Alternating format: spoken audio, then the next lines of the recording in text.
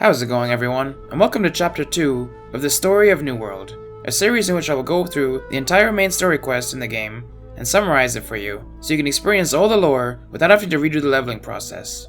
If you missed last episode, Episode 1, there will be links at the top right of the video and in the description below. Go over and watch that before starting on Chapter 2. Last episode saw us heading out on an expedition with Captain Thorpe, before crashing on a strange island known as Eternum, where we were no longer bound by the rules of life and death.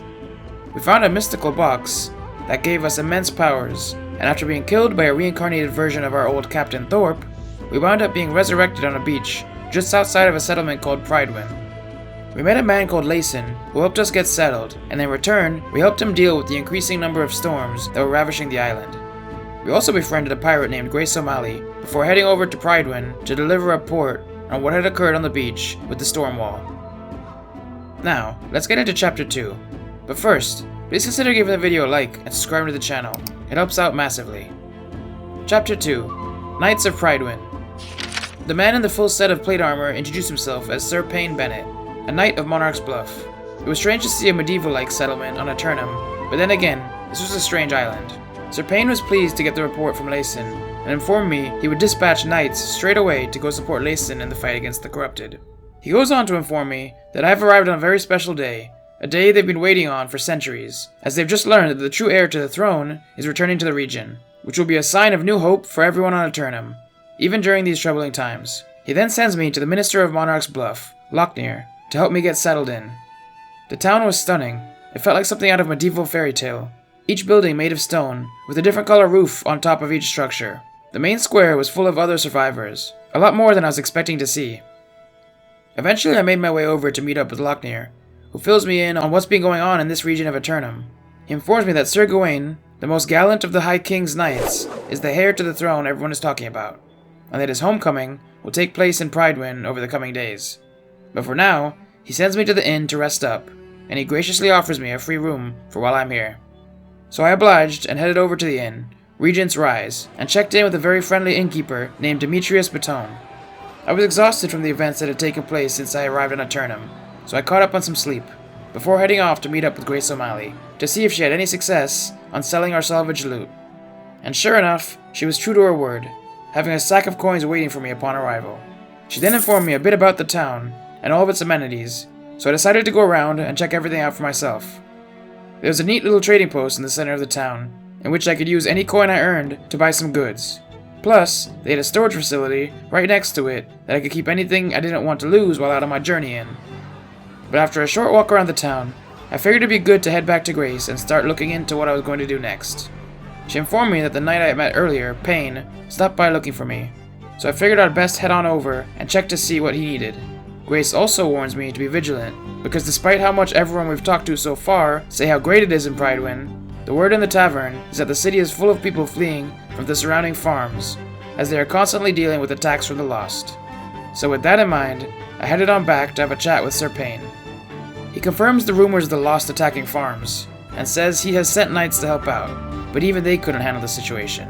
But he has the utmost confidence the problem will be dealt with before the heir arrives.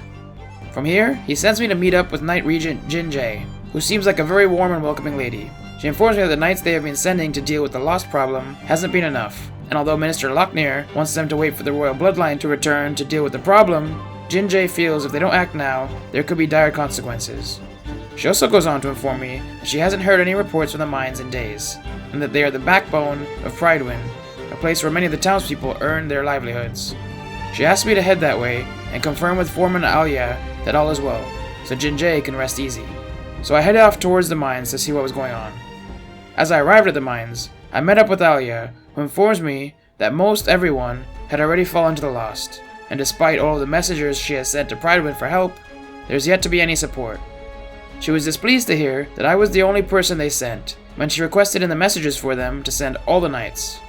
She warns me against going into the mines, as it's full of withered, but I go anyway in search of anyone who may have survived. She also gives me a pickaxe, which might come in handy while traversing the mines. Plus it'll allow me to gather from ore veins around Eternum, which could be a good source of earning some coin in the future. I made my way to the mines, climbing and fighting towards the lookout on the top of the hill. Along the way I managed to find and rescue a lady named Tamira and two men, one named Chandu and the other Shazan. Once I'd made sure that they made it out safe, I headed up to the lookout to see if I could see anyone else who might still need help from above. I met a man up there named Elias Darrett, who was hellbent on reclaiming the mine. After informing him this was just a rescue mission, he agreed to come with me to safety, but first he wanted me to investigate what he believes is the cause of the curse on the mines. He goes on to explain they found a strange tablet deep in the mines. It appeared as if it was just unearthed, but he didn't believe it. He could see it was fresh cut stone, and therefore he knows it was planted there by someone to cause all of this chaos. It emanated a strange unearthly noise, so no one wanted to touch it, and the very next day after its arrival, lost pirates were swarming the mines, and everyone around started falling to the lost. Before he would be willing to leave the mines and get to safety, he wants me to go and destroy the tablet, collecting any fragments from it that I can, so the people back in Prydwen can study it and find out how this all happened. So I make my way to where he says they found the tablet, but the whole mine is blocked by rubble. Luckily enough, a cannon and some cannonballs were placed nearby, so I used that to blast my way into the cave. Inside stood only one lost, but he was a lot bigger than the other ones I'd faced previously, and he was a lot more ferocious. He pushed me to my limits, but in the end I managed to come out victorious. Behind where it stood, I found the tablet Elias mentioned, and per his request, I obliterated it with my fire staff. As I collected the fragments of the destroyed tablet, I noticed a strange banner hanging from above, with a skull on it. Maybe this was the work of some kind of faction. After returning to Elias with the good news, he agreed to leave the mine and get to safety, not before swearing that he would be coming back here one day to reclaim the mine from the lost. I then headed back to Prydwen to see if Jinjay might know anything about this tablet, and take up Elias on his offer of a round of mead at Gertie's pub.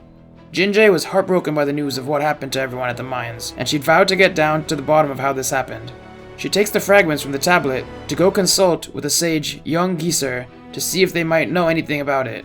In the meantime, she sends me to go check if I can find any evidence that would point towards why she never got the messages for help from Foreman Alya.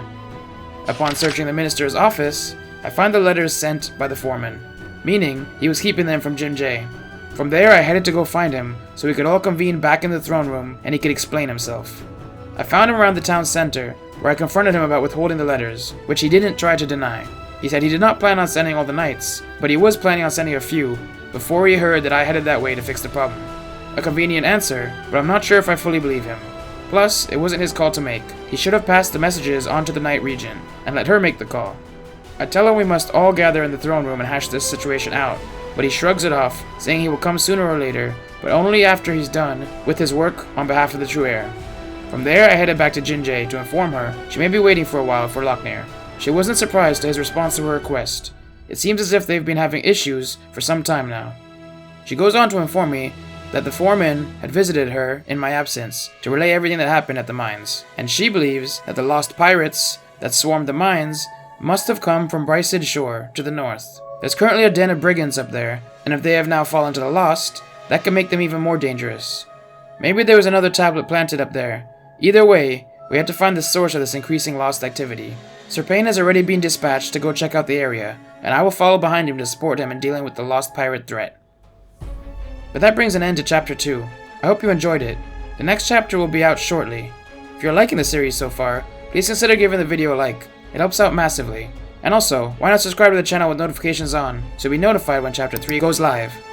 But until next time, have a good one. Thanks for watching another video. If you'd like to see Chapter 3, if it's available, click on the video to the left. Or, if you'd like to see my other series, Boss Battles, in which I kill 50 of every boss in New World and rank them on a leaderboards, click on the video to the right.